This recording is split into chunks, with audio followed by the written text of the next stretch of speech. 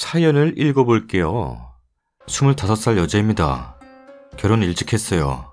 이번이 첫 김장이었는데 김장 못한다고 시어머니한테 욕먹었네요. 일단 우리 집안 분위기를 설명드릴게요. 우리 할머니 80 넘으셨지만 엄청 정정하세요. 할머니 혼자 6남매 악착같이 키우셨습니다. 남자 셋 여자 셋이에요. 할머니가 김장하실 때 주도하시고 남자들, 저한테는 아빠, 큰아빠, 작은아빠들이 보조하러 갔어요. 고모들은 두 분은 너무 멀리 사셔서 한 분만 김장하십니다. 고모집이 마당 딸려서 항상 고모집에서 김장해요. 여자들은 일단 밥을 합니다. 주로 수육을 삶아요. 밥 준비 다 하면 잔심부름해요. 뭐 가져와라, 마트 가서 뭐 사와라 이런 거. 김장 도우류에도 인원이 많아서 김장 도울 자리가 없습니다. 그리고 남자들이 김장을 해요. 할머니가 남자들한테 다 지시하세요. 배추 손질, 배추 자르기, 절임, 양념장 섞는 거, 배추 버무리는 거 전부 남자들 담당입니다. 할머니 마인드가 힘든 건 남자들이 하라는 마인드세요. 그래서 저는 25살인 지금까지 김장 도운 적도 해본 적도 없어요. 제가 한다고 해도 할머니가 가라고 하세요. 남자들 많은데 뭐더러 하냐? 라면서 저는 이게 당연했고 이렇게 25년 살았습니다. 그리고 이번 연도에 결혼을 했어요. 저번 주에 시가가 김장을 했습니다. 저는 김장을 좋아해요. 김장김치의 수육은 최고의 조합이잖아요. 당연히 시가가 우리 집 같지는 않을 거라고 생각했어요. 김장도 배우고 독고하려고 즐겁게 갔습니다. 물론 그 전에 남편한테 저는 김장 안 해봤고 할 줄도 모르고 당신도 날 도와줘야 한다고 말했어요. 남편도 동의했습니다. 그럼 내가 잘 도와줘야지. 라고요. 내가 왜 이 자식을 믿었을까? 김장 당일 시어머니랑 이것저것 준비하는데 남편 보고 무거운 거 옮겨달라고 하니까 시어머니가 남자는 허리가 생명인데 이런 거는 네가 들어라. 어? 내 어리는 겁나 어이없었지만 그냥 웃어 넘겼습니다. 웃어 넘기고 남편 시켰어요. 내 어리가 더 중요하거든요. 시어머니 결혼 전에는 우리 일에 간섭 안 할 거라고 좋은 시어머니 된다더만 팔은 안으로 굽는다고 엄청 굽었어요. 배추 버무릴 때도 저는 당연히 남편한테 고무장갑 줬어요. 같이 해야 된다고 당연히 생각했죠. 도와준다고 했으니까. 시어머니 그때부터 난리가 났습니다. 너는 여자가 되어서 남편한테 주방일을 시키냐? 요리는 여자 일이야. 남자 시키지 말어. 둘이서 충분히 해. 방구는 일하느라 힘들 텐데 좀 쉬라고 해라. 등등. 와, 저런 말 처음 들어봤어요. 저는 한 번도 집에서 그런 말 들은 적 없었거든요. 심지어 일은 제가 더 하고 돈도 제가 더 잘 벌어요. 정말 어이없었고 남편은 시어머니한테 기가 죽어서는 아무것도 안 하네요. 진짜로 아무것도 안 해요. TV 보더라고요. 진짜 김치 싸대기 날리고 싶었어요. 김장 버무리는데 시어머니 저한테 욕합니다. 제가 잘못 들은 줄 알았어요. 근데 아니더라고요. 정말 저한테 욕합니다. 자세히는 못 듣고 대충 이런 거였어요. 김장 하나 못하네 이년은? 도움 안 되는 년? 랍니다. 와, 개빡쳤어요. 너무 서러웠어요. 남편도 들었을 텐데 아무 말도 안 하더라고요. 중재를 안 해요. 근데 저는 이런 데서 울고 집에 가는 그런 여자는 아닙니다. 복수의 칼을 갈기로 했어요. 김장하면서 어찌 복수할까만 생각했습니다. 그렇게 그날 김장 끝나고 수육이고 뭐고 다 때려치고 피곤하다고 집으로 갔습니다. 그리고 할머니한테 갔어요. 할머니한테 이야기를 했는데 이야기하면서 너무 서러워서 울었어요. 할머니한테 너무 미안하기는 한데 할머니가 같이 화내줘서 더 서러웠나 봐요. 실컷 울고 할머니한테 남편 다 일러 바쳤어요. 할머니는 남편 혼내준다고 하셨어요. 사실 기대도 안 했는데 할머니가 혼내준다니까 너무 든든하고 기분이 좋은 거예요. 그렇게 기분 풀려서 집으로 갔습니다. 남편은 그제서야 미안하다고 합니다. 이미 늦었어요. 저는 어찌 복수할까 다 생각했거든요. 그리고 그 다음 주 토요일이 우리 집 김장입니다. 할머니가 아빠들한테 말했나봐요. 김장 늦게 도착했는데 어른들이 다 놀고 있는 겁니다. 김치 버무려야 할 단계인데 말이에요.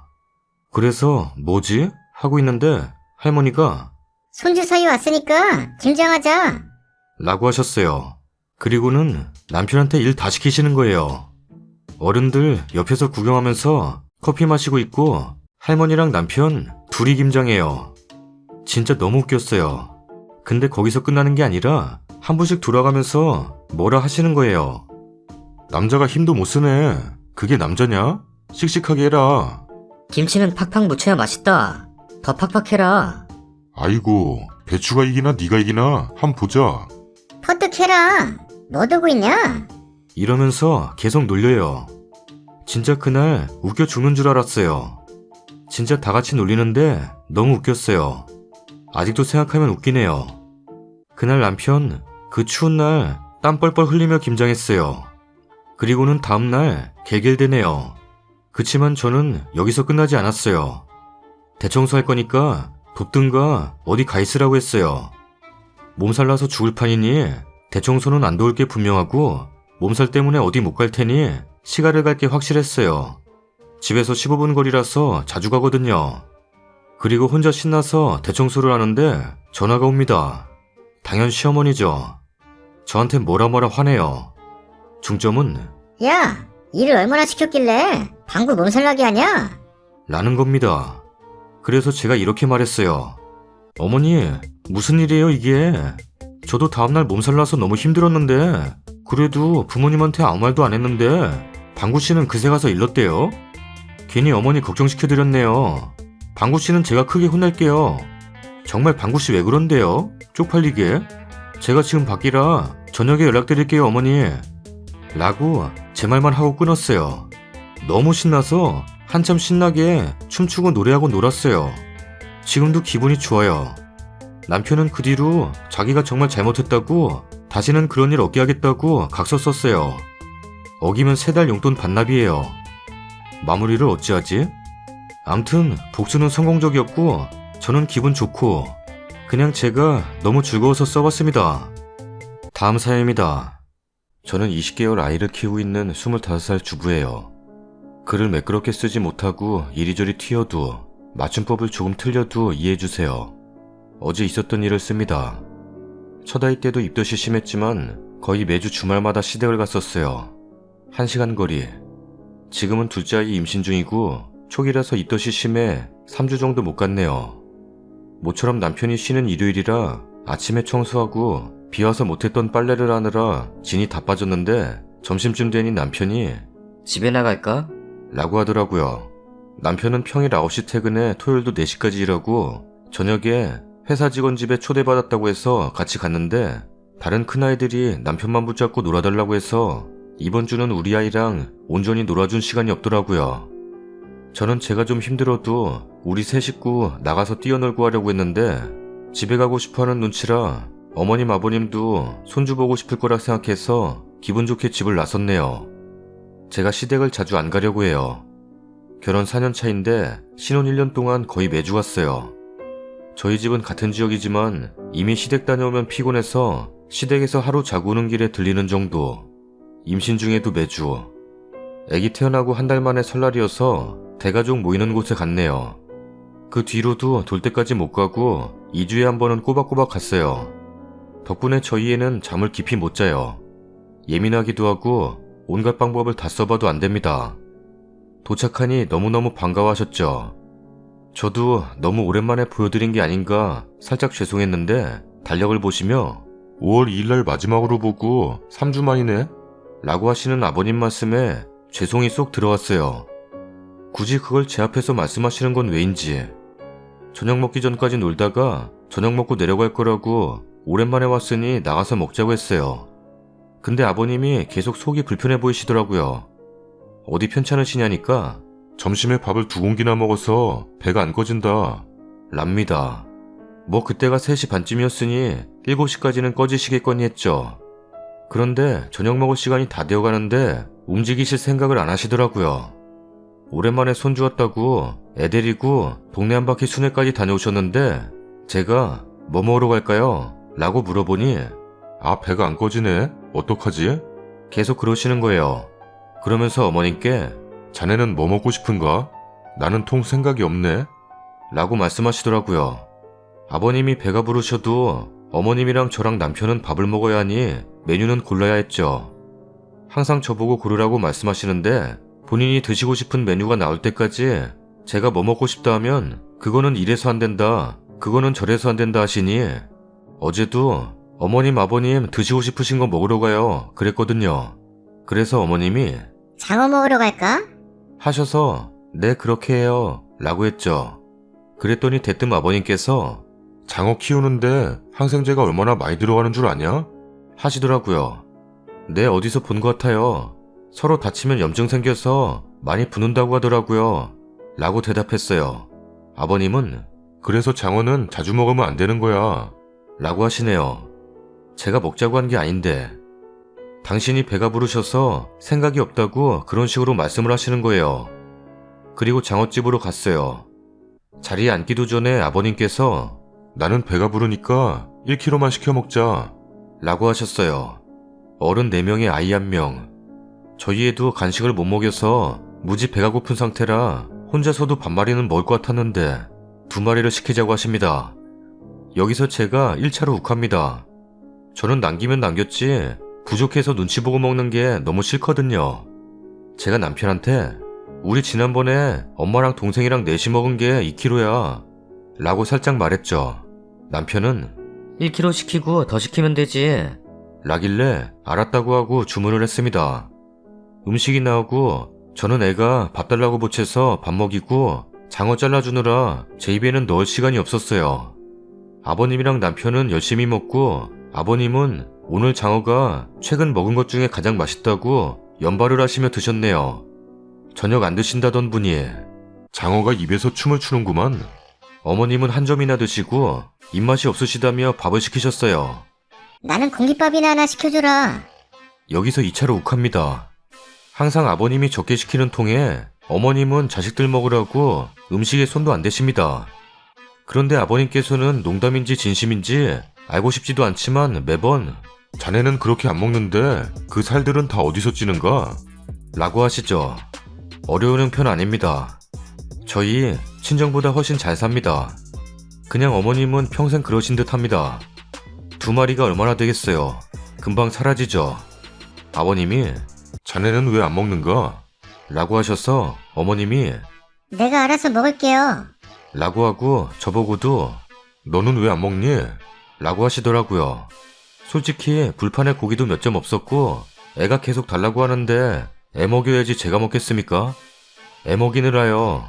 라고 대답하고 애도 다 먹은 것 같아서 남편한테 1마리 더 시켜달라고 했어요. 그랬더니 남편은 어제 따라 확 진짜 평소에는 음식점 가면 제 거라고 챙겨주는데 자기 부모랑 먹을 때는 제가 안중이 없나 봅니다. 지 자식 먹이느라 진짜 딱 한 점 맛본 저에게 자기는 더 먹고 싶어? 라고 한마디 하는데 저 말이 제 귀에는 나는 배부른데 너는 더 먹고 싶다고? 라고 들렸습니다. 저도 순간 욱해서 부모님 앞인 것도 있고 아니 안 먹을래 안 먹을게 시키지 마 라고 정색을 하니 아버님이 어째 입에 안 맞냐? 라고 물어보십니다. 표정관리 못하고 아니에요 라고 하니 어머님께서 제 눈치를 보신 듯 했어요. 1마리 더 시켰는데 아버님께서 개수를 세시더니 14조각인데 나는 딱 2개만 더 먹을 테니 나머진 너 다 먹거라. 라고 하시더라고요. 그냥 그때는 그것도 밉상이었습니다. 이미 밥 한 공기 된장국에 다 드셔놓고 30분 전만 해도 자기는 밥을 안 먹고 싶다고 8번은 이야기한 것 같은데 결국 돌아오는 차 안에서 남편이랑 대판 싸웠네요. 저도 부모님 험담하는 건 아니라고 생각하지만 아니 진짜 매번 이럽니다. 그걸 남편도 알고 있으면 좀 나서서 많이 시키던가 해야 되는데 아버지 드시고 싶으시면 더 시키고요. 이렇게 말해가지고 아버님은 안 드신다고 합니다. 이미 제일 많이 드시고 다른 사람들만 배고프고요. 항상 당신은 안 드신다고 해놓고 적게 시키기 위해서 정작 제일 많이 드시고 다른 사람은 눈치 보며 젓가락 들게 하는데 부족해서 더 시키면 더 시킨 것까지 다 드시면서 먹고 나서 배가 터질 것 같다. 이래서 내가 항상 적게 시켜. 오늘 시킨 사람이 잘못했다. 라고 하십니다. 이게 별거 아닌 건가요? 저만 이렇게 먹는 건가요? 집에서 밥을 먹어도 메인 반찬은 홀라당 다 드시고 음식 먹는 중간중간 심부름 마시는 어머님. 애 밥 먹이느라 식사 다 끝나면 며느리는 찌꺼기 먹습니다. 애가 밥을 먹기 시작하면서 어머님이 생선이나 고기를 따로 주십니다. 그것도 좋은 쪽으로만. 근데 그것마저도 부러워하고 탐을 내십니다. 쟤는 좋은 것만 먹네. 저는 애가 먹고 남긴 것을 먹는데 아버님이 드시고 남은 찌꺼기 먹는 것보다 퀄리티가 더 좋은 것 같네요. 진짜 쉬지 않고 젓가락질 하시면서도 부족하신지 너는 왜 안 먹냐 말씀 빼놓지 않으시네요. 이것도 때마다 듣다 보니 네가 안 먹으니 내가 눈치 보여서 더 먹을 수가 없구나. 라고 들리는 건 제가 꼬이다 못해 꽈배기가 돼버린 걸까요? 너무 급하게 막 드시니까 제 젓가락은 감히 뻗을 수도 없는데 또 나는 음식 먹는데 뭐 시키는 사람이 제일 싫다. 하시면서 본인이 어머님 제일 시켜 먹습니다. 맛있는 거 제일 빨리 먹고 내내 심부름하다가 이제 막 식사하시는 어머님께 과일 뭐 있는가? 과일 좀 주게. 랍니다. 내내 애 밥 먹이다가 저 이제 식은 밥 한술 뜨는데 물 한 컵 가져다 주겠는가? 랍니다. 이 집의 주 경제권자는 어머님입니다. 평생을 어머님이 돈 벌어다 주신 걸로 쓰시는 건데 아무리 어머님이 위신을 세워주신다고 해도 이건 아니지 않나요? 시댁 갈 때마다 미쳐버릴 것 같아요. 말씀이라도 안 하시면 모르겠지만요. 일주일 내내 일하신 어머님 주말에 새끼 다 차려야 하고 좀 쉬려고 하면 나가자고 하십니다. 자네는 그렇게 안 움직이니까 살이 찐다. 아버님은 평일 내내 운동 다니시고 놀러 다니시고 하는데 진짜 어머님 불쌍해 죽겠습니다. 그걸로 스트레스 별로 안 받는 건 어머님이 해탈하신 것 같아요. 보고 있는 저만 화가 납니다. 남편이랑 연애할 때 치킨을 시켰는데 혼자 닭다리 2개 먹는 거 보고 대판 싸웠었죠. 저는 나중에 먹으려고 한 걸 위에 그냥 있었다는 이유로 다 드시더라고요. 뭔 이런 매너 없는 놈이 다 있나 싶었지만 너무 순수하게 대답하는 바람에 다음부터는 조심하라고 해서 다시는 그런 일 없었어요. 남들이랑 밥 먹을 때도 같이 먹는 음식이면 대충 보고 내가 먹을 양을 계산해서 적당히 먹고 늦게 먹는 사람이 있으면 속도를 맞춰 먹는 게 예의인데 눈치 없이 자기 입에 막 집어넣는 남편. 제가 다 고쳐놨죠. 다행이죠, 고쳐져서. 안 고쳐지는 아버님이랑 사는 건 아니라서. 그래도 갈 때마다 열받습니다. 그리고 제가 시집와서 제일 놀랐던 게 고기를 구워 먹으면 아들 둘 남편 전부 다 자기 입에 쑤셔 넣기 바쁩니다. 어머님 굽다가 한두 점 집어먹는 게 다입니다. 저도 애 챙기느라 제 입에 못 넣고. 고기 욕심 많은 여자이지만 저 못 먹어도 어머님 쌈 싸드립니다. 진짜 불쌍해 죽겠어요. 저희 집은 딸 둘에 아들 하나인데 엄마나 아빠가 고기 구우면 자식들이 돌아가면서 쌈 싸줍니다. 그럼 아무도 배고프지 않아요. 어느 날은 제가 너무 열받아서 밥 먹다 남편한테 어머님 좀 싸드리라고 뭐라 했더니 다들 뜨끔하셨으나 한 번 싸주고는 그냥 드시더라고요. 지금은 제가 포기했습니다, 그냥. 아들들만 있는 집은 이럽니까? 글을 쓰다 보니 이 말 저 말 다 쓰게 됐네요. 암튼 저 어떻게 할까요? 진짜 시댁 가는 길에서부터 명치가 턱 막히는 기분이에요. 차에서부터 두통에 시달립니다.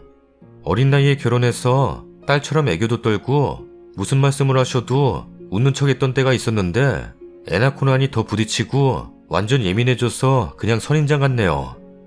제가 무턱대고 막 더 시킬 수가 없어요. 그냥 정신 나간 척 해야 되나요? 나이 드셔서 저러는 게 아닌 것 같아요. 온 세상이 아버님 중심으로 도나봐요. 어떡해요? 도와주세요. 이대로 둘째 태어나고 이유식 시작하면 전 그냥 굶을 것 같은 예감이 드네요. 후기입니다. 조언 많이 해주셔서 감사해요. 댓글들이 사이다네요. 댓글대로 해보니까 조금 나아진 것 같기도 하고 아닌 것도 같은데 일단 제 속이 조금이나마 후련해요. 댓글에 음식 먹을 때 저보고 더 시키라고 하셔서 벼르고 있었어요. 저글을 적고 한 주 지나서 시부모님들과 또 외식을 했어요. 갈비집을 갔는데 또 시아버지가 연탄돼지갈비야? 연탄 연기가 몸에 얼마나 해로운지 모르는가? 고기도 너무 많이 먹으면 안 좋아. 지방간이 쌓여 콜레스테롤도 높아지고. 그리고 나는 아까 고구마 먹어서 배부르다.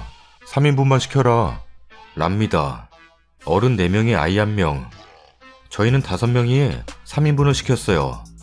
점원인지 사장인지 저희에게 오셔서는 죄송하지만 손님, 저희 가게는 손님 한 명당 1인분씩 주문하셔야 됩니다. 라길래 시아버지가 거참, 나 여기 단골이야. 2달 전에도 왔었어. 2달 전이요? 죄송합니다, 손님. 일단 3인분 줘. 먹고 더 시킬 거야. 라고 하십니다. 그래서 제가 아버님 저희 다 배고픈데 3인분은 너무 적지 않아요? 라고 했더니 아니다. 여기는 양이 많아.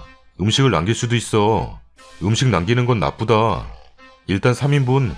라고 완강하게 말씀하셔서 점원인지 사장인지는 민기적거리더니 3인분을 가져오시더라고요. 먹고 나오면 싸가면 되잖아요. 라고 말하고 싶은 거 1차로 참았습니다. 남편은 먹고 더 시키자. 그러면 되지 뭐. 랍니다. 여기는 고기를 다 구워주느라 잘 먹을 수 있겠구나 싶었는데 애가 또 밥 달라고 보채서 밥 먹이고 어르고 달래느라 저는 또 몇 점 못 먹었네요. 남편은 자기도 좀 먹어. 이제 내가 애 볼게. 라길래 웬일로 내 신경을 쓰지 했는데 말로만 저러고 정작 신경도 안 쓰더라고요. 시아버지는 3인분 중에 딱 1.5인분 드신 것 같네요. 배부르다고 하신 분이 제일 많이 드셨어요. 시아버지는 먹는 속도가 굉장히 빨라요. 임플란트 하시기 전에는 평범하게 드셨는데 임플란트 하고 나셔서는 진공청소기처럼 흡입하세요. 속도를 따라갈 사람이 몇 안 됩니다. 비슷하게 먹는 사람은 남편 정도. 남편도 빨리 먹는 편이에요. 아니, 빨리 먹는 편이 아니라 빨라요. 시어머니는 역시 2점쯤 드셨나 모르겠네요. 애 어느 정도 케어하고 슬슬 먹어볼까 하는데 딱 2점 남아있네요. 제가 남편한테 말했어요. 고기 더 시키자. 먹을 게 없네. 그랬더니 배고파? 랍니다. 어처구니가 없었어요. 젓가락질 안 하고 있던 거 못 봤나? 시아버지는 많이 못 먹었지? 집에 치킨 남은 거 있다. 그거 먹어라. 랍니다. 정말 황당했어요. 제가 아버님 고기 더 시키면 안 돼요? 라고 했더니 집에 치킨 있는데 남기면 못 쓴다. 아낄 줄도 알아야 하는 거야. 라길래 그동안 쌓여있던 온갖 짜증을 다 분출해버렸어요. 아버님, 제가 먹는 게 아까우세요? 저 2점 먹었어요. 갈비집 와서 2점 먹는 게 말이 되나요? 저도 사람이에요. 배고프다고요. 얘가 왜 이래? 누가 먹지 말랬냐? 아까 먹을 때 같이 먹었어야지. 집에 치킨 있다고 했잖아. 그거 먹으면 되지. 왜 이렇게 낭비야? 그럴 거면 갈비집에 왜 데려오셨어요? 뭐? 네가 안 먹어놓고 왜 나한테 큰 소리냐? 애 봐야 되는데 어떻게 먹어요? 아무튼 안 된다. 안 되는 게 어딨어요? 사장님, 여기 갈비 30인분 추가할게요. 뭐? 갈비 30인분 나왔습니다. 아까 3인분 시켰을 때는 민기적거리더니 겁나 빨리 갖다 주네. 제가 알아서 먹고 계산하고 갈 테니까 먼저 들어가세요. 저걸 어떻게 다 먹어? 다 못 먹지 당연히. 남으면 개를 주던 냉동실에 얼리든 할 테니까 신경 끄고 먼저 가. 저는 결국 3인분 정도만 먹고 나머지는 다 싸와서 냉동실에 넣어놨네요. 저희 아버님 처음 배웠을 때 와, 이렇게 멋지게 늙으시는 분이 존재하는구나 싶었어요. 콩깍지가 시아버지한테 씌었죠. 같이 살아보니 이렇게 아줌마스러울 수가 없네요. 오히려 시어머니가 더 시아버지 같아요. 상대방에 대한 배려가 너무 없어요. 먹는 건 일편적인 예죠. 저희가 일찍 결혼했지만 그렇기 때문에 각자 집에서 따로 결혼자금이라고 할 만한 게 없었어요. 제 동생들도 어렸고요. 나름 큰 회사에서 또래에 비해 많은 돈 벌면서 그걸로 결혼 준비했고 살림살이 채워넣었는데 시아버지는 본인이 다 키워주신 것처럼 말씀하시네요. 그래서 그런 건가 아들을 그리 키워서 그런지 조금만 힘들면 부모님한테 손 벌리려고 해요. 저도 처음에는 그러는 거 아니라고 우리가 해결하면 조금 오래 걸릴 뿐이지 할 수 있다고 했었는데 말도 안 듣네요. 육아하는 동안도 네가 뭘 알겠냐는 식입니다. 주 양육자가 저고 태어나서 지금까지 제가 봤는데 제 자식 저보다 더 잘 알고 잘 키우려고 노력하고 고민하고 있는데 누가 저보다 더 하겠냐고요. 근데 시아버지는 항상 제가 어리다고 무시를 깔고 들어 하십니다. 남편은 네 자격지심이라는데 장난하냐고 단둘이 있을 때만 그런다고 하니 뭐라 반박 못하더라고요. 애 신생아 때는 시댁 가는 게 너무 힘들었어요. 수면 패턴 잘 지키다 시댁 가면 애 더 보자고 10시 11시까지 못 재우게 하시고 제가 남편 찔러서 억지로라도 재우러 들어가면 밖에서 TV 소리, 말소리, 문소리 배려 없이 내십니다. 애도 안 자고 있는데 자고 싶겠습니까? 애가 울면 자기 싫은 애 억지로 재운다고 데리고 나가고, 현관문 옆방이라 새벽 내내 엘리베이터 소리에 깨서 울면 왜 우냐고 들어와 보시고, 저는 잠옷 안 입고 자는데 시댁에서는 언제 들어오실지 모르니 입고 자야 해서 너무 불편합니다. 암 걸릴 것 같은 기분이에요. 애가 울지 그럼 웃습니까? 우리 애는 깊은 잠을 못 잡니다. 규칙적이고 체계적인 수면 교육을 해도 1시, 2시부터는 깊이 못 자요. 이유식하기도 전에 귤이고 딸기고 애가 싫어하는데도 입에 문질문질 밀어넣기. 저보고 자라고 하셔놓고 일어나 보니 귤로 물든 내복. 아무리 설명을 해도 듣지를 않으십니다. 남편 친구 부부한테 울면서 하소연해서 남편 다그쳐서 시부모님께 말씀드렸는데 듣나 했더니 다시 복귀. 애기 엄마면 특히나 첫애 엄마들은 돌전까지 얼마나 예민한지 아시죠? 최근에 처음으로 애가 입원했을 때는 저도 애도 아프다니 저희 모자 데려가셔서 밥도 먹이고 애도 봐주신다고 데리고 가셔서 애가 39도를 넘는데도 운다고 품에 안고 계셔서 7시간 넘게 유지. 수액 맞으면서도 울다 자니까 안고 계신다 해서 0.1도 떨어진 39.9도. 입원하니까 아버님이 짐 갖다 주시면서 진작 병원 가자니까 네가 이를 키웠다. 랍니다. 그 전날 병원 다녀왔고 편도만 부어 있었어요. 열난 거 한두 번이 아니기에 저도 내공사여서 시원하게 해주면 금방 떨어져서 잘 먹고 잘 노는 아이인데, 본인들이 가자고 데리러 와서 병 키워놓고 저보고 그따위 막말을 하는데, 안 그래도 내 자식 아파서 제일 속상한 건 난데 안 왔어야 했는데 거절 못한 내가 대역 죄인인데. 근데 더 기가 찼던 건 입원 안 했으면 그 다음날 스케줄이 밖에 나가서 점심 먹고 이모님네 집 구경 가는 거였네요. 저한테 한마디 상의도 없이. 그래서 태어나고 3주를 연락 먼저 안 했어요. 그리고 다들 왜 시댁을 자주 가냐 하시는데 진짜 제가 멍청이였네요. 시이모님, 시부모님 생신에 이모님들 가족 모임까지 다 따라다녔네요. 그러니 거의 매주 간 거예요. 부족한 며느리라고 생각되고 잘해야겠다 생각했기에 부르시면 무조건 가야 되는 줄 알았는데 저희 시댁만의 가풍. 온 가족이 한 세트로 다니는 그런 집이 우리 시댁이었네요. 정작 이모님 자식들조차도 바쁘고 일 있어서 안 오는데 그렇게 데리고 다니시길 좋아하세요. 올해는 저도 많이 아프고 애도 아프고 해서 많이 불참했는데 직접 전화드려서 못 가서 죄송하다고 다 인사드렸어요. 그 집 자식들은 우리 집 경조사에 전화 한 번 없는데 말이죠. 그리고 친정부모님이 저희 어렵게 키우셨어요. 교직 공무원이신 시부모님과 다르게 시골에서 도시로 오셨고 자영업하시다가 IMF 때 쫄딱 망해서 단칸방에 산 적도 있어요. 그치만 삼형제 바르게 잘 컸습니다. 대기업 공무원까진 못됐어도 수능 끝나는 즉시부터 알바하고 공부해서 등록금 보태고 용돈 안 받고 교통비, 통신비, 식비 다 해결했습니다. 군대 간 막내 제외하고 졸업하자마자 취업했고요. 그래서 부끄럽지 않았습니다. 결혼할 때도 크게 묻지 않으셔서 배려심 깊으신 어른들이라고 생각했어요. 친정집 아직도 주공아파트 몇 평에 사시는지도 아세요. 근데 도련님이 여자친구를 만나실 때마다 집안 학벌, 부모 이런 이야기를 저 밥 먹을 때마다 하십니다. 처음에는 그럴 수도 있지 뭐 했는데 여자친구와 선생님일 때는 하는 말마다 선생님들은 여행 잘 다닌단다.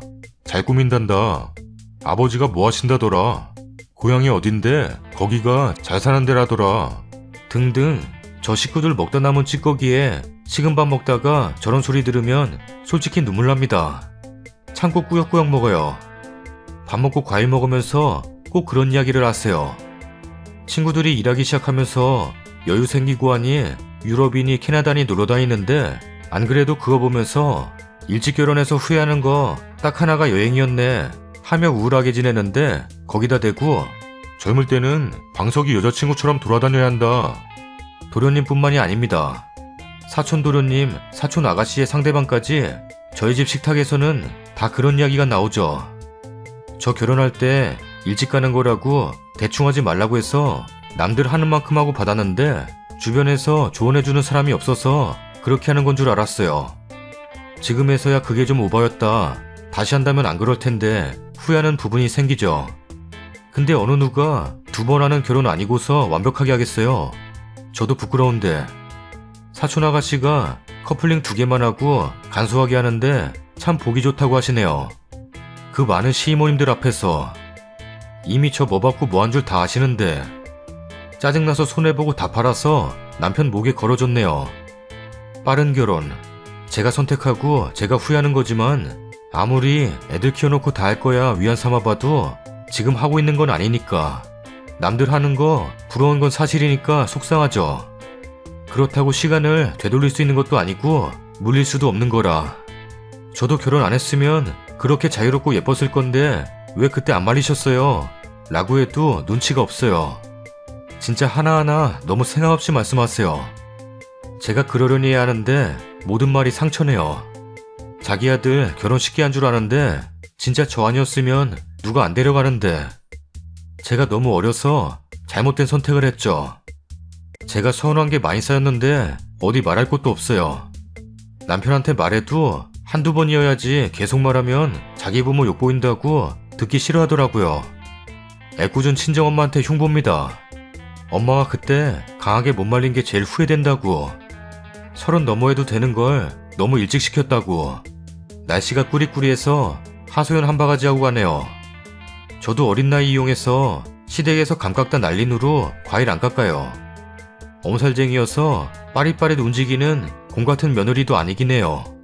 시부모님 앞에서 시선의식 없이 남편 잡을 때도 있어요. 그래도 시는 시인 건지 말 한마디도 다르게 들리네요. 이제 애들 엄마 되면 더 여유로워져야 할 텐데 말이에요. 다음 사연입니다. 이야기가 길어질 것 같네요. 사소한 일로 싸우고 잠이 안 와서 남편 핸드폰을 뒤적이다가 제 생일로 된 비밀번호를 풀고 사진첩을 보았습니다. 맨 처음 뜨는 사진이 어떤 여자가 실오라기만 걸친 채로 찍은 사진이 있더라고요. 이게 뭐지? 하며 계속 봤는데 다른 건 그냥 남편 사진들 뿐이었어요. 두근두근하며 사진의 날짜와 제목 등을 보았습니다. 그러다 컬러 메일함을 보았는데 저희 한창 결혼 얘기 오가던 때 전송받은 것이었습니다. 그런데 메일함에는 그 내용뿐만이 아니고 남편이 자기 사진을 보낸 내용도 있었어요. 저희는 신혼여행 다녀온 지 일주일도 안 된 그야말로 갓 신혼생활을 하는 깨가 쏟아지는 부부입니다. 한창 행복한 신혼이었습니다. 그 사진을 아직 가지고 있는 게 더 기가 차고 이게 무슨 일인가 싶고 정말 미치고 환장하겠더라고요.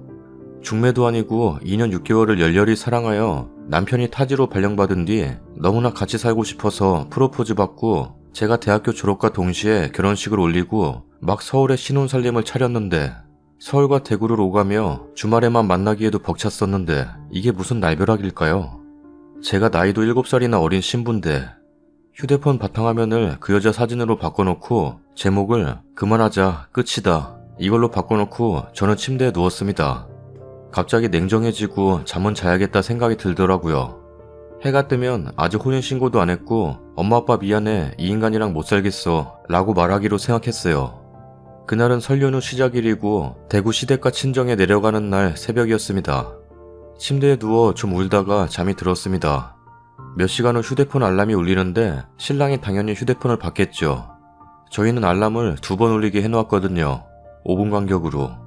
첫 번째 알람을 끄고 다시 저를 뒤에서 안으며 자는 척 하더라고요. 남편 정신이 번쩍 들었겠죠. 근데 머릿속에서 이궁리 저궁리 변명거리대느라 일어나지는 못하고 통박 굴리고 있었겠죠. 살포시 저를 안길래 확 뿌리치니까 더 강하게 안더라고요. 치아라. 왜 그러노? 오빠가 더 잘할 낀데 오빠 입으로 말해봐라. 뭐를? 아 그래. 일나봐라. 얘기 좀 하자. 이러더군요. 한다는 말이 이 사진이 왜 폰에 있는지 모르겠다. 나는 황당하다. 너 무슨 짓을 한 기가? 미쳐서 참. 제가 아는 내용 조목조목 말했거든요. 조목조목은 아니고 미친듯이 소리 지르며 몇 월 며칠에 전송받았고 오빠는 몇 월 며칠에 자기 사진을 보냈고 그 여자는 오빠가 뭐뭐했고 내가 뭐뭐했던 날이고 등등 다 말했어요. 그니까 미안하다며 사실대로 말한다며 다 얘기하더라고요.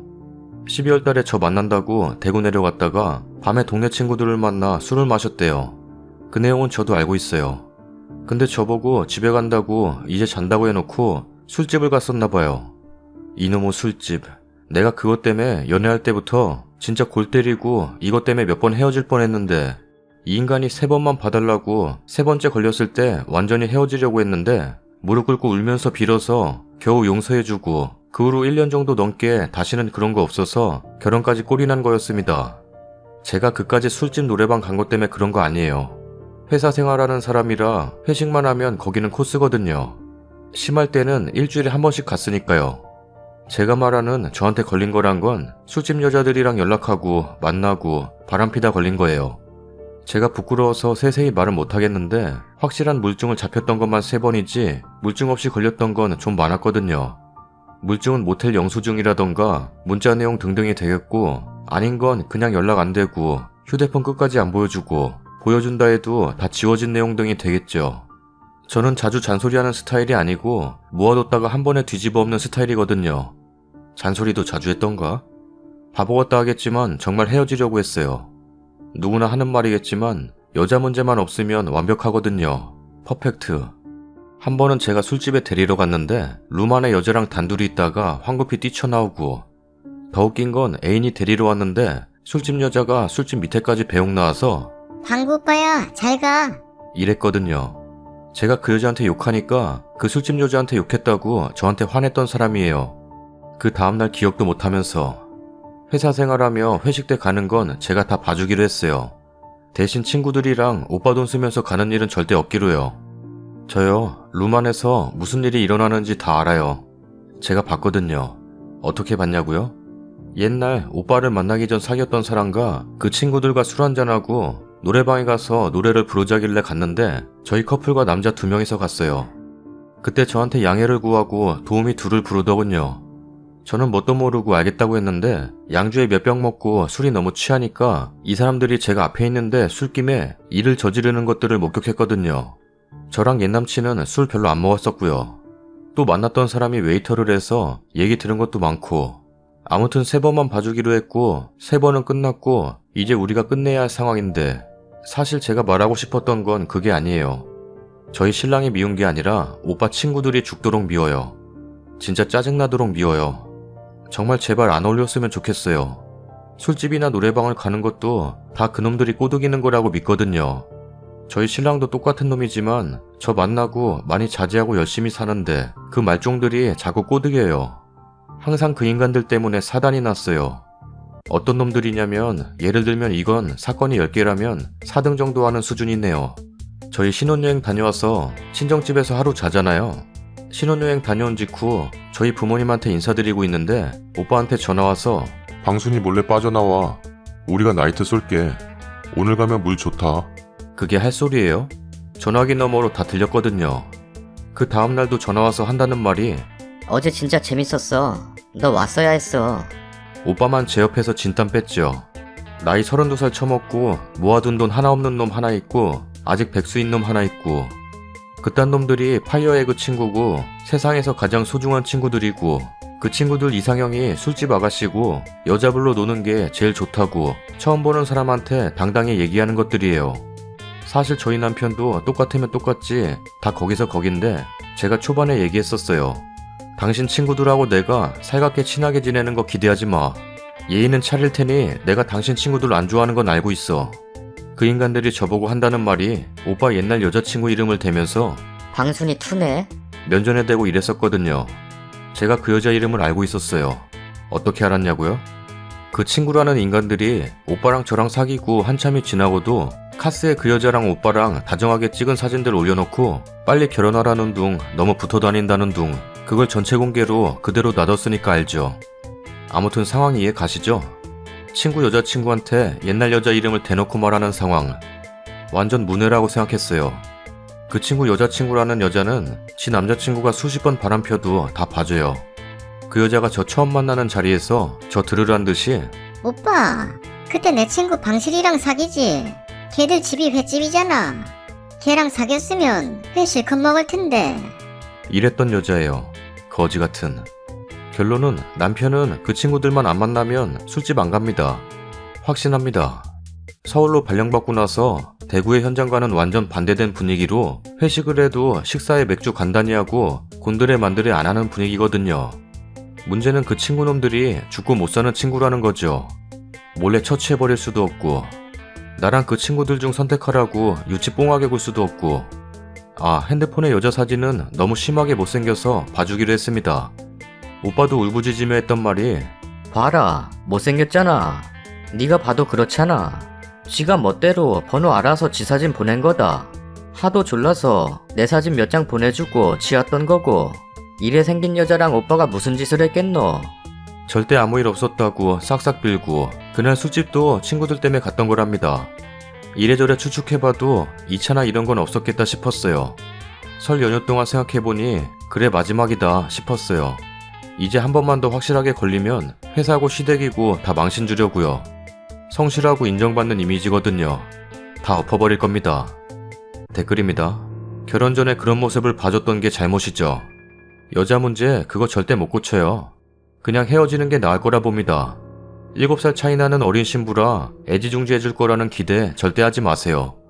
내가 아는 어떤 놈은 10살 연하 여친을 두고도 나이트 가서 별짓 다 하고 돌아다닙니다. 어쨌든 못 고쳐요. 그냥 끝내시지 그러세요. 그런 인간 남편도 아니구만. 뭘 한 번만 더 걸리면이에요. 그 주변 친구들이 그런 거면 님 남편도 똑같은 거예요. 다 끼리끼리 놀거든요. 댁 남편도 똑같이 놀고 당신한테 잡아떼는 거예요. 사랑 때문에 합리화시키지 말고 애 낳기 전에 헤어지세요. 절대 님 남편을 꼬드기는 게 아닙니다. 순진한 글쓰님 부디 정리하세요. 너무 싹이 그렇네. 이제 갓 결혼한 신혼이 저러면 쓰나요? 그리고 버릇이란 거 무서워요. 그거 어찌 고칠래요?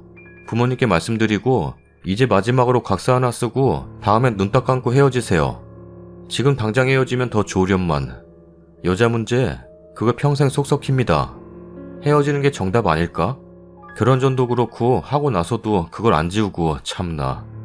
앞으로가 뻔하네. 남 얘기라 쉽게 해서 미안하지만 옳은 길은 아닌 것 같습니다. 내 남자 이것만 빼면 괜찮은 데가 아니라 그것 때문에 나쁜 겁니다. 님이 자꾸 그런 식으로 한바탕 얻고 넘어가니까 남편분은 얘는 이러면 봐주니까 잔소리 한번 듣고 말지 이런 식인 거예요. 한번 본때를 보여주세요. 여자들은 자기 남편은 다르다고 착각을 하시는 분들이 많은 것 같은데요. 님 남편도 똑같아요. 아마 님 남편이 가자고 꼬실지도 몰라요. 그런 남자 부류 평생 그 버릇 못 고쳐요. 정말 나이 60살 넘어서 고친들 님 마음은 다 송두리째 날아간 후인데 무슨 소용이 있겠어요. 남자들 뻔한 변명들, 여자가 꼬셔서 그랬다는 둥, 자기는 가기 싫었는데 친구들 때문에 어쩔 수 없이 갔다는 둥, 정말 이런 부류 남자들 정말 짜증나요. 다음 사연입니다. 글 쓰다가 지워져서 다시 쓰게 되었습니다. 그래도 아까 썼던 글보다는 차분하게 글을 쓸 수 있을 것 같네요. 저는 올 11월에 결혼식이 있었던 예신이었습니다. 남친은 편의상 예랑이라고 할게요. 연애 결혼이었고 풍족하게 데이트를 즐겼던 사이도 아니었습니다. 연애할 때도 영화 보고 싶다는 말도 눈치가 보일 정도로 예랑이는 쪼들렸습니다. 정말. 제가 제 차로 남친 모시러 갔고 도시락 싸들고 만나서 만난 거 먹이고 공원 산책하는 게 거의 전부였어요. 정말 창피한 얘기지만 돈이 아까워 모텔도 못 갔습니다. 바랬던 건 아니지만 정말 정신적인 사랑 충분하게 했어요. 그래도 남자라고 저한테 모텔비까지 내게 하고 싶어 하지는 않았습니다. 연애 기간 동안 한 번도 서로 가족 간의 왕래 없었고 그것에 관해선 서로 불만 없었습니다. 4년이 넘도록 그렇게 만났고 저는 내년 29입니다. 아홉수가 안 좋다며 올해 날은 급하게 잡고 상견례를 했고 그 자리에서 뭐가 그렇게 당당하신지 시어머니 될 분은 우리는 돈 없다.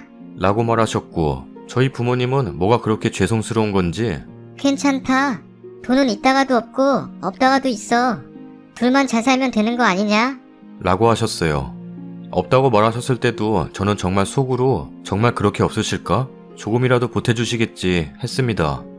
그런데 정말 한 푼도 안 보태주셨고 예랑이가 그동안 모은 삼천이 전부였습니다. 예랑이 나이가 30입니다. 직장 생활한 지 2년 정도 되었고 연봉 4천 정도 되는데 월급 통장까지 어머님이 관리해주는 마당에 3천이면 정말 빠듯하게 모은 거였습니다. 그래, 있다 그러고 막상 안 주시는 것보다는 나은 것 같다. 맘 비우고 우리끼리 알아서 하자 했습니다.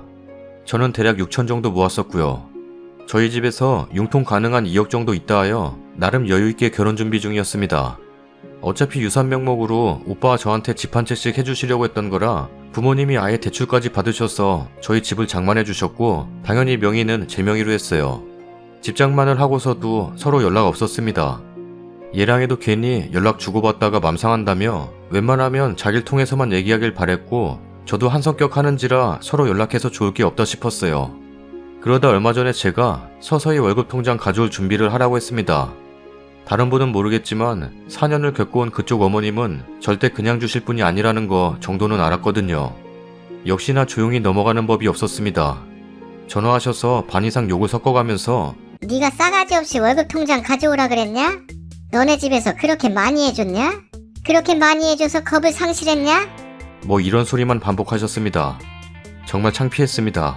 누가 들을까봐 수화기 소리를 얼마나 줄였는지 모르겠습니다. 저도 성격이 그냥 넘어가는 성격 아니라 예랑이한테 월급 통장이고 뭐고 필요 없으니까 알아서 관리하라고 했습니다. 어차피 따로 관리하는 집들 많으니까 알아서 하라고 했어요.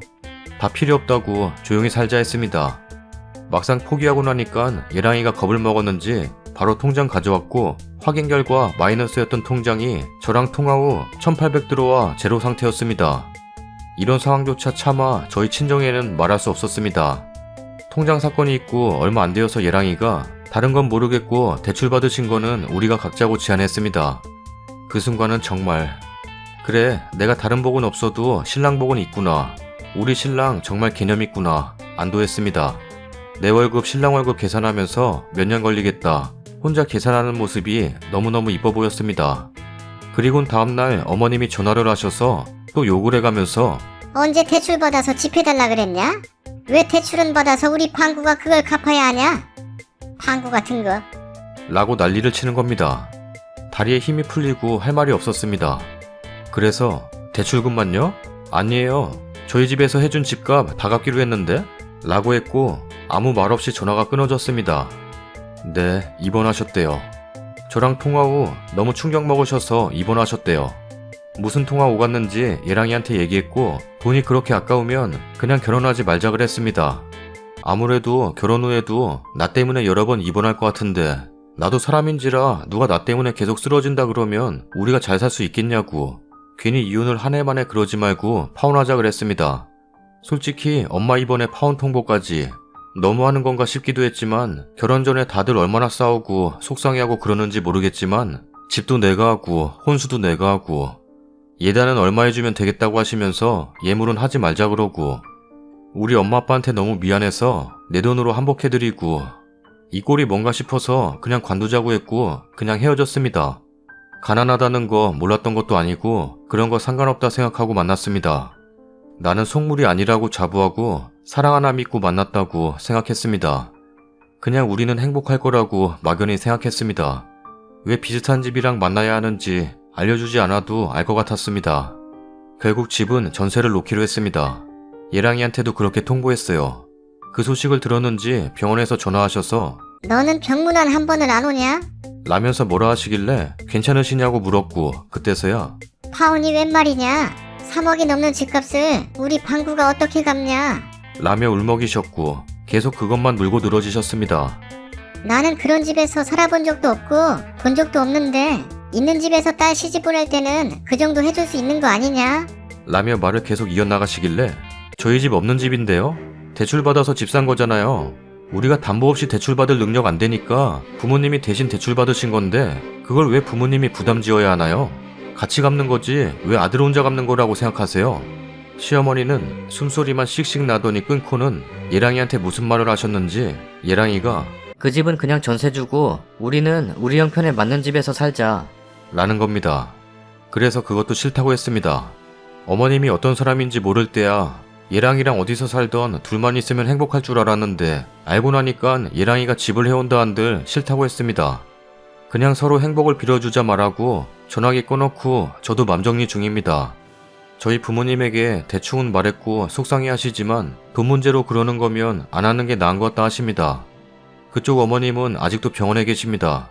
아직도 사태 파악이 안 되시는지 계속 저보고 병문안도 안 오냐고 난리십니다. 예랑이도 마음이 정리가 안 되는지 힘들어합니다. 저도 예랑이만 생각하면 마음이 흔들려요. 그냥 연락하지 말라 그러고 예랑이만 보고 살까 하다가도 부모 연을 내가 뭔데 끊고 말고 하는 건가 싶어서 눈물이 나곤 합니다. 앞으로는 이렇게 사람 하나 보면서 사랑만 할 수는 없겠죠. 저도 이젠 이것저것 따지면서 누군가를 만나겠죠. 밖에 비도 오고 저도 너무 슬프네요. 댓글입니다. 힘들 뿐 구말리 창창하게 남은 님의 인생을 두고 봤을 때 현명한 판단하셨다고 위로해드리고 싶네요. 시험애가 자꾸 병문안 오라고 하는 게 상황 파악을 못해서가 아니라 돈줄 놓칠까봐 그러는 것 같아요. 얼렁뚱땅 넘어가면 될 줄 알았나 봐요. 진짜 쓰러진 게 아니라 쇼하는 거네요. 님 잡으려고. 진짜 쓰러지면 그렇게 못해요. 입원한 것도 일부러 글쓰님에게 보여주려고 한 것 같은데요. 예랑이의 마인드도 글러먹은 것 같아요. 생각이 조금만 더 있으신 분이었다면 자기 어머니가 진짜 충격 먹어서 입원을 한 건지 아님 쇼하려고 입원한 건지 알 텐데. 그리고 후자 쪽이더라도 예랑이는 알고서 모르는 척 할 수 있을 것 같네요. 어머님한테 잡혀 사는 성격인 것도 같고. 글쓰님 많이 힘들어 하시는데 죄송하지만 전 오히려 반대예요. 이건 지금 춤추고 기뻐해야 할 상황 같네요. 사람 앞일 예측할 수 없다 하지만 시어머니 저런 성격으로 님 절대 행복할 수 없어요. 남자분이 그래도 자기 어머니인데 매번 저렇게 곡소리 나오면 님 편만 주구장창 들어줄 수 없거든요. 그 과정에서 님이 얼마나 상처받으실지, 또 그런 집에 시집 보내 내 딸이 뭐가 부족해서 하면서 속상해하실 친정 부모님들의 상처는 어떨지. 님은 정말 천운이에요. 마음 아파하지 마시고 진정한 반려자가 얼른 다가올 수 있도록 마음 훌훌 털어내어주세요. 님은 이미 위로받으셨어요. 이미 축복받으신 정말 천운 가지신 분이에요. 한번 어긋나고 저런 심보를 가진 시모 애기 낳고 살아도 똑같더이다. 자기 맘대로 안 되면 악쓰고 난리치고 며느리 차별하고 내가 참고 노력하면 되겠지 하고 숨죽이고 살면 더 바보 취급하고 저희 신랑 보다 못해 2년 끊는다 하고 발길 끊었네요. 저 때문에 부모 자식 간 연 끊었다는 죄책감 들어서 괴로움 반 홀가분한 반이에요. 전 파혼하길 잘했다고 해주고 싶네요. 시간 지나면 다시 괜찮아질 테니 제발 구렁텅이에 걸어가지 마시길. 저도 없는 신랑 만나서 결혼했거든요. 제가 모은 돈도 더 많았고 그 돈으로 저는 따로 집이 있었어요. 이미 결혼 전에. 신랑 집은 저희 집이랑 비교한되게 없는 집이에요. 그래서 저희 집에서 반대 많이 하셨지만요. 저는 그래도 결혼하고 잘 살고 있어요. 그 이유는 적어도 시댁 부모님들이 못해주신 거 미안해 하시는 분들이고 신랑이 제가 미리 벌어놓은 돈에 기대지 않는다는 거예요. 없는 집 사람이지만 본인 능력은 좋아서 탄탄한 직업 가지고 일하고 제가 돈 100원짜리 동전까지 아껴가며 돈 모아가면서 살고 있거든요. 처음에 한 1년은 정말 힘들었지만 돈 모아서 여자 무시하고 밖에서 쓸데없이 돈 쓰는 남자보단 없는 사람이지만 옆에서 도와주면 크게 발전할 사람이라서 믿고 사는 거예요. 시댁 부모님 하시는 거 보고 거기에 중간 역할 하는 예랑님 보니 님 절대 행복하게 살 수 없을 겁니다. 절대요. 돈 없는 건 님이 옆에서 도와주면 딛고 일어설 수 있지만 그런 시부모님의 그런 예랑은 절대 안 될 분들이네요. 다음 사연입니다. 이번에 결혼 후 첫 명절 친정도 시댁도 우리도 모두 같은 구에 살고 있습니다. 시댁은 원래 부산이었는데 신랑 대학 입학과 동시에 모두 서울로 올라오셨어요. 그래서 대부분 지인 친척들은 부산에 계세요. 이번 추석 연휴 길어서 좋더라고요. 친정 시댁 후딱 다녀와서 쉬어야지 했어요. 근데 시어머니께서 이번에 온갖 친척들 다 올라오신다고 합니다. 전에는 각자 추석 지내고 아버님 쪽 식구들이랑만 보냈다는데 이번부터 시외가 사람들도 온다고 하네요. 그래서 일은 고되겠지만 어쩔 수 없지. 어머님 옆에서 많이 도와야겠다라는 마음도 가졌었어요. 근데 오늘 대뜸 전화하셔서는 너네 이불 몇 개 있냐? 라고 물어보시네요. 우리 결혼한 지 아직 3개월도 안 되었어요. 그래서 친구 4개밖에 없습니다. 심지어 하나는 여름용이에요. 어머님께서 친구 10세트 사라. 엥?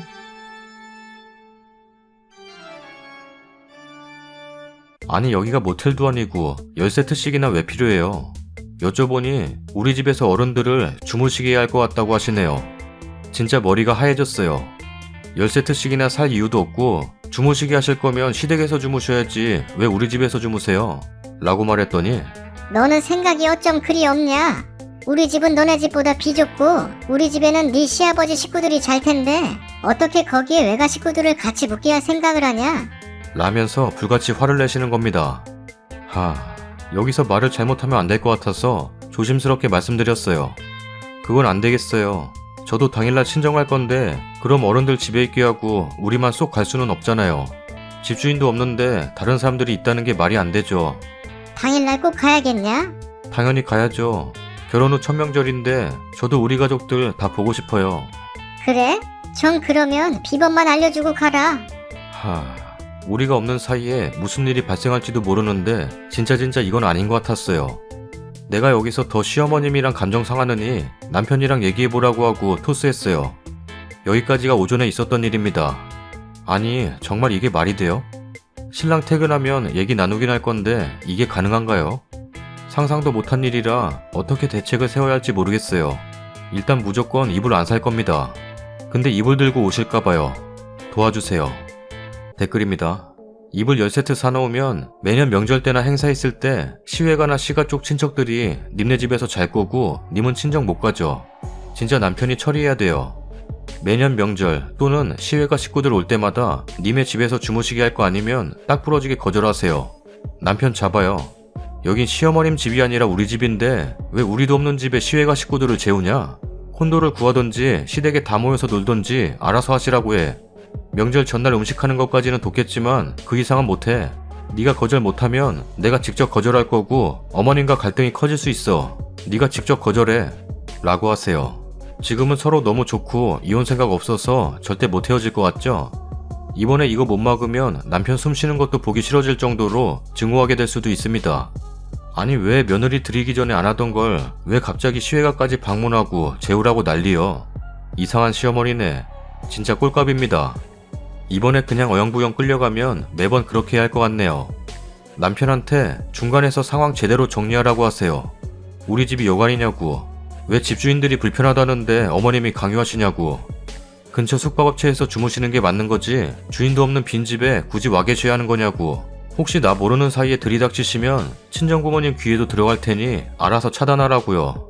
우리 집 민박집 아니다 해라. 그리고 초대한 적 없으니 알아서들 호텔을 잡든 모텔을 잡든 해서 자고 가든 노숙을 하든 내 할 바 아니라고 해라.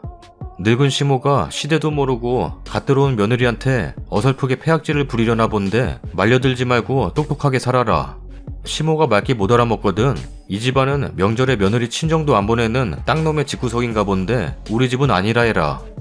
시모, 네 친정 식구는 네가 챙겨라. 나는 내 친정 식구 챙기러 가마. 자꾸 그러면 아들 다시 내줄 테니 평생 옆구리에 끼고 살아라 해라. 추가 글입니다. 지금 조금 한가해서 덧붙입니다. 댓글 남편이랑 어제 하나도 빠짐없이 정독했습니다. 댓글 중에 집의 지분에 대해 여쭤보시는데 이게 뭐가 중요한지는 잘 모르겠으나 집은 제가 6하고 남편이 4했습니다. 이런 것까지 오픈해야 할진 모르겠지만 제가 한 살 더 많고 모아둔 돈이랑 벌이 역시 더 좋은데다가 친정부모님 도움을 조금 받아서 34평 아파트를 구매했습니다. 시댁은 24평인가 28평인가 아무튼 방 2개입니다. 그래서 무리한 요구를 하신 것 같아요. 일단 호텔, 모텔, 에어비앤비를 알아봤는데 약 1-20명 들어가는 방은 찾을 수도 없고 펜션도 여기가 서울이라 마땅한 게 없을 뿐더러 연세들도 지극하신 분들 대부분이라 모텔에 묵게 하셨다간 진짜 난리 날 것 같아요. 호텔에 인원 정해서 묵게 하면 저희 한 달 생활비가 없어질 것 같아요. 한 달 생활비를 포기하기엔 너무너무 아까워요. 저희 시어머니 돈 없으셔서 당연히 저희 보고 내라고 하실 것 같아요. 호텔에서 묵게 하시면 오히려 더 좋아하실 거예요. 호텔이니까. 룸서비스도 신나게 시키실 것 같아요. 본인들이 내는 게 아니니까요. 남편은 엄마가 며느리 자랑 좀 하고 싶어서 괜한 억지를 부린 것 같아. 미안하다. 라고 하네요. 시어머니께서 시집살이를 좀 당하셨다고 듣긴 들었는데 그래서 괜히 더 그러시는 게 아닌가 싶어요. 그런데 저는 자신 없어요. 어떤 분의 댓글처럼 명절 이틀간 밤새 어른들 시중 들고 집도 싹 치우고 자리 다 봐드리고 끔찍합니다. 처음 보는 사람들이 집에 있는데 마음 편히 친정 갈 수 있을까요? 게다가 이번 한 번으로 끝나지 않을 거란 말 그거 보고 소름이 쫙 끼쳤어요. 무조건 저희 집에 시외가 분들을 들이지 않는 방향으로 가야 할 것 같은데 방법이 마땅치 않네요. 제가 친구 세트 둘 데 없어서 못 산다고 하면 이불 싸서 오실 분이니까요. 오시고도 남아요. 짐은 이런 걸로 바꿔놓았다간 친정 갔다 시댁 갔다 왔다 갔다 해야 할 것 같고 시댁이랑 친정 사이에 딱 저희 집이 있어요. 걸어서 각각 15분 10분 거리. 남편이 오늘 점심 중으로 시어머니와 통화하겠다고는 하는데 될까 싶어요. 시아버지께 얘기를 드리고 싶어도 어머님을 절대 못 막으세요. 시어머니 파워가 강력합니다. 남편이 형제라도 있으면 형제끼리 좀 어떻게 해볼 텐데 외동아들이라 어찌할 방법이 없네요. 이미 기차표 다 끊어놓으셨을까봐 너무 걱정입니다. 양쪽 모두 좋게 좋게 합의되는 좋은 방법 없을까요? 아, 그래? 그건 그렇고, 거지근성 신우이와 시어머니가 내 딸 유모차를 뺏으려고 하길래 그동안 사준 거 내놓으세요.